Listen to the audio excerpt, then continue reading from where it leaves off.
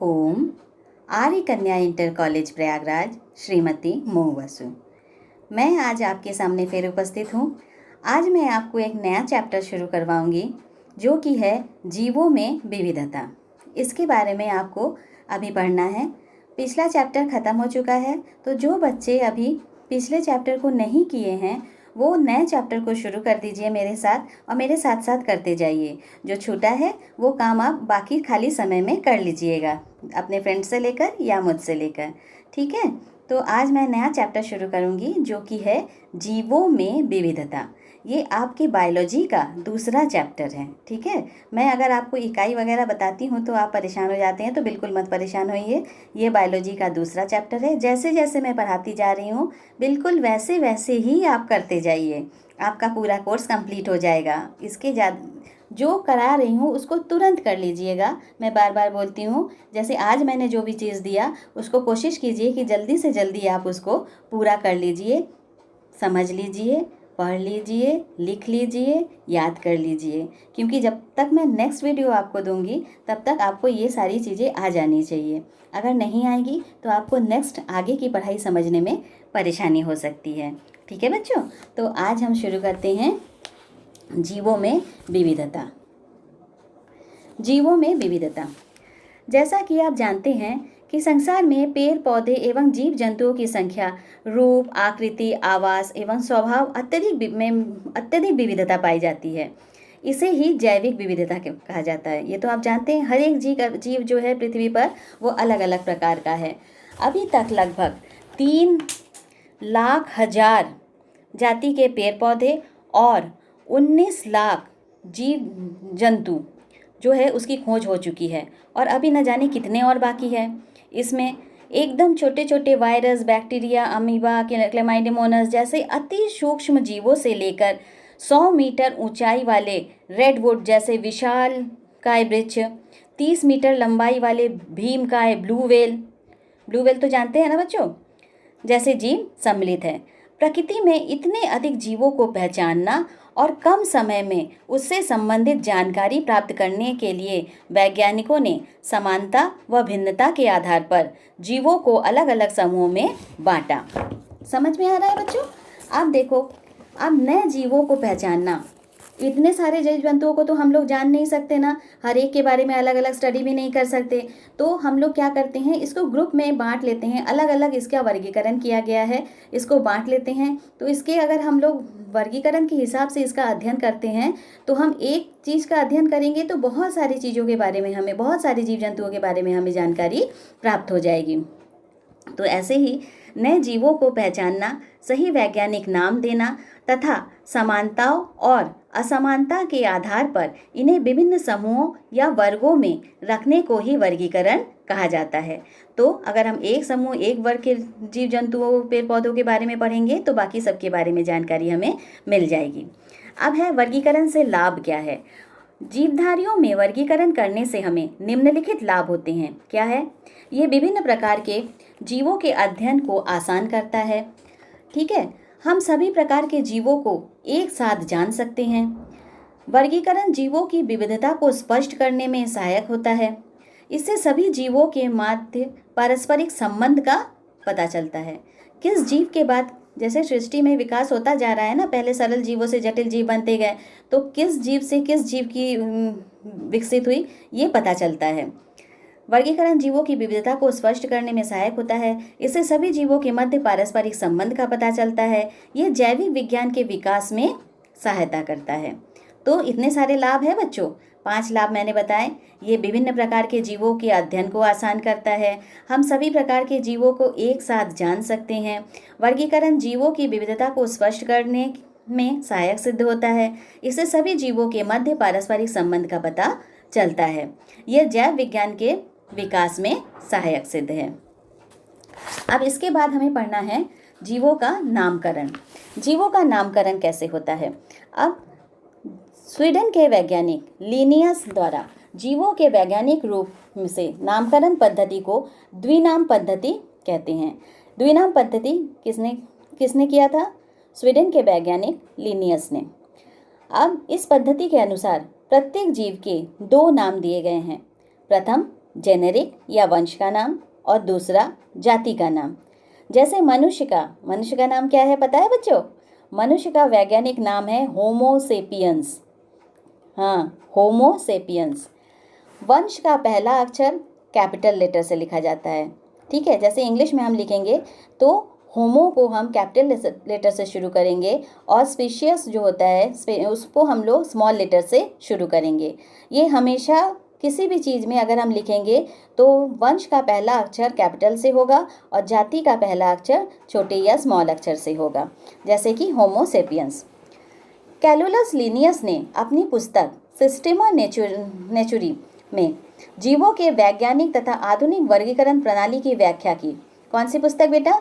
सिस्टेमा नेचुरी में उन्होंने जीवों के वैज्ञानिक तथा आधुनिक वर्गीकरण प्रणाली की व्याख्या की। इस कारण लिनियस को वर्गीकरण विज्ञान का संस्थापक या पिता माना जाता है या कहा जाता है। अब इसके बाद है वर्गीकरण की इकाई। ये तो हो गया वर्गीकरण में द्विनाम पद्धति।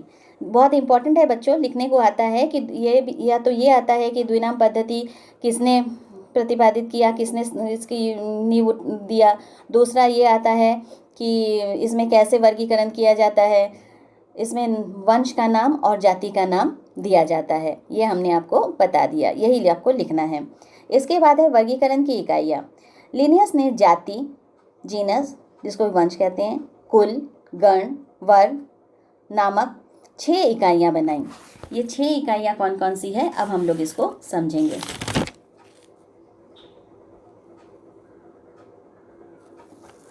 ये देखो बच्चों, अब हम लोग बिल्ली के वर्गीकरण को उदाहरण के रूप में प्रस्तुत करके इन इकाइयों के परस्पर संबंध को समझ लेंगे। कैसे? सबसे पहले जगत। जगत में क्या रखा गया बच्चों? जगत में पूरे जीव जंतुओं को, मतलब इसको पूरे संसार को 2 हिस्सों में बांटा गया, पादप जगत और जंतु जगत। जगत में क्या बांटा गया बच्चों? पादप जगत और जंतु जगत, जो 2 जगत हैं। तो बिल्ली का हम वर्गीकरण करेंगे तो हम एक बार पढ़ दे रहे हैं, फिर उसके बाद इसके डिटेल में समझाएंगे। बिल्ली के वर्गीकरण में जगत जंतु, संघ कॉर्डेटा, वर्ग स्तनीय, गण कार्निवोरा, कुल फैलिडी, वंश फेलिस और जाति है डोमेस्टिकस। ये इसका वर्गीकरण है। इस वर्गीकरण के आधार पर हम इसके सभी लक्षणों को जान सकते हैं। जैसे कि पहला है जगत। जगत में हम लोगों ने क्या अलग किया? ये पादप जगत है या जंतु जगत? तो तुम्हें पता है बिल्ली तो जंतु जगत की है। दूसरा है संघ। संघ में क्या होगा? इनके मूल लक्षणों में क्या क्या समानता पाई जाती है? तो ये कॉर्डेटा है, इसमें नोटोकॉर्ड या स्पाइनल कॉर्ड पाया जाएगा। तो ऐसे जंतु आप जान गए, कॉर्डेटा का मतलब स्पाइनल कॉर्ड होगा। दूसरा क्या है? वर्ग। अब वर्ग में क्या रखा गया? समान गणों को मिलाकर वर्ग बनाया गया। तो ये किस वर्ग में आता है? स्तनीय में। फिर है गण।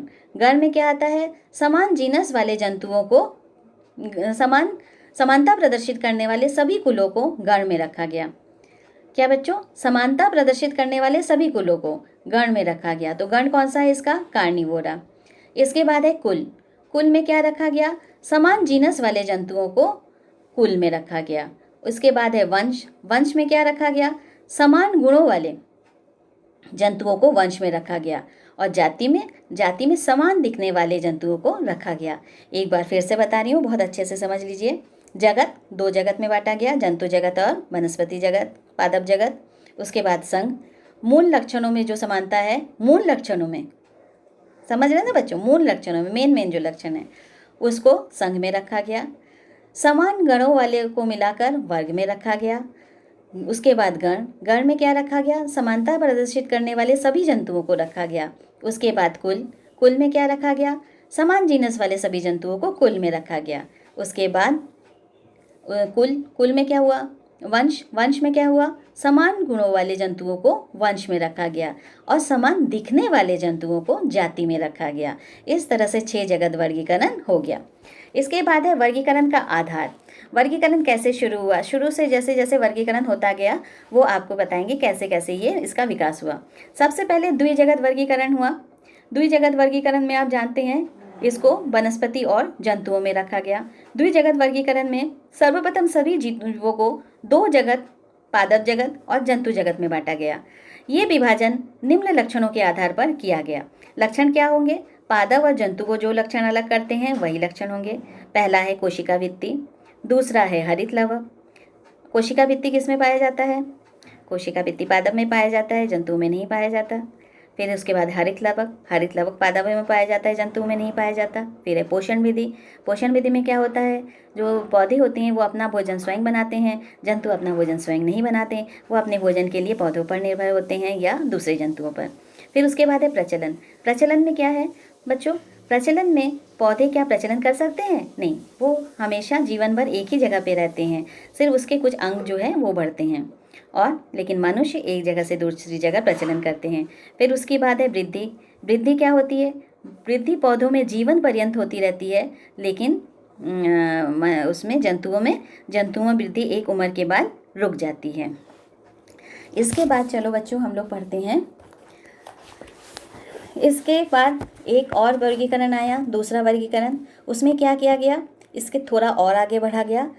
जंतुओं को या पौधों को एक कोशिकीय, अकोशिकीय और बहुकोशिकों में बांटा गया। पहला क्या था? अकोशिकीय। अकोशिकों में विषाणु और जीवाणु को रखा गया। उसके बाद है एक कोशिकीय। एक कोशिकीय में पैरामीशियम और अमीबा को रखा गया। और उसके बाद बहुकोशिकीय। बहुकोशिकों में सभी जीव जंतु आए जो कि बहुकोशिकीय थे। अब एक कोशिकीय और बहुकोशिकीय के बारे में तो आप जान चुके हैं पिछले चैप्टर में, अकोशिकीय के बारे में भी जान गए थे। तो अब हम इसको डिटेल में नहीं बताएंगे, सिर्फ आपको बताएंगे तीन, ये अकोशिकीय, एक कोशिकीय और बहुकोशिकीय के आधार पर जंतुओं को, पौधों को बांटा गया। लेकिन इसमें एक जान लेने वाली बात यह है कि विषाणु को सजीव और निर्जीव के बीच की कड़ी कहा गया जाता है। क्यों? क्योंकि इसमें कोशिका कला, कोशिका अंगक और कोशिका द्रव का अभाव होता है। इसके बाद है संगठन के आधार पर वर्गीकरण। फिर और थोड़ा सा विकास हुआ वर्गीकरण का। इसमें क्या हुआ? संगठन के आधार पर वर्गीकरण। संगठन के आधार पर वर्गीकरण के में देखेंगे, संरचनात्मक जटिलता के आधार पर जीवों में निम्नलिखित स्तर पाए जाते हैं। जीव द्रव्य स्तर, इसमें प्रोटोजोआ और शैवाल आते हैं। इसका पूरा शरीर जीव द्रव्य स्तर पे पूरा इनका जैविक क्रिया संपन्न होता है। उसके बाद है कोशिकीय स्तर, इसका उदाहरण स्पंज है। उसके बाद है कोशिका उत्तकीय स्तर, इसका उदाहरण हाइड्रा है। फिर उसके बाद अंग स्तर। अंग स्तर में इसमें हृदय, आँख, कान, ये सब अलग अलग अंग बनते हैं, वो अपना अपना काम करते हैं। फिर उसके बाद है अंग तंत्र स्तर का, जैसे कि अलग अलग अंग मिलकर एक अंग तंत्र बनाते हैं, जैसे कि पाचन तंत्र, श्वसन तंत्र, उत्सर्जन तंत्र, ये सब जो तंत्र होते हैं, ये जटिलता वाले जंतु आ गए। इसके बाद आया 5 जगत वर्गीकरण। 5 जगत वर्गीकरण दिया है R.H. व्हिटेकर ने। R.H. व्हिटेकर ने कोशिका संरचना, कोशिका संगठन व पोषण आदि लक्षणों के आधार पर जीवों को निम्न 5 जगत में विभाजित किया। पहला है प्रोटोजोआ, 5 जगत में वर्गीकरण किया। पहला है मोनेरा, दूसरा है प्रोटिस्टा, तीसरा है कवक या फंजाई, चौथा है पादप जगत, 5वां है जंतु जगत। मोनेरा में क्या रखा गया? मोनेरा जगत में बैक्टीरिया, नीले हरे शैवाल और माइकोप्लाज्मा को रखा गया। प्रोटिस्टा में शैवाल, प्रोटोजोआ, डायटम्स इनको रखा गया। कवक तथा फंजाई में मशरूम, ईस्ट, पेनिसिलियम इनको रखा गया। फिर है पादप जगत या प्लांटी, इसमें प्रकाश संश्लेषण करने वाले जंतुओं को रखा गया या पौधों को, जंतु तो नहीं होते प्रकाश संश्लेषण करने वाले, पौधों को रखा गया। इसके बाद जंतु जगत। जंतु जगत जो होते हैं ये विषमपोषी होते हैं, ये अपने पोषण के लिए या तो पौधों पर निर्भर करते हैं या तो दूसरे जंतुओं पे। तो 5 जगत वर्गीकरण आया, मोनेरा, प्रोटिस्टा, कवक या अथवा फंजाई, पादप जगत और जंतु जगत। इस तरह देख लीजिए बच्चों, ये जो दिखाया गया है इसमें देखिए, पहले है जीवधारी। जीवधारियों को 2 उसमें बांटा गया, प्रोकैरियोटिक और यूकैरियोटिक। प्रोकैरियोटिक में क्या आया? अकोशिकीय।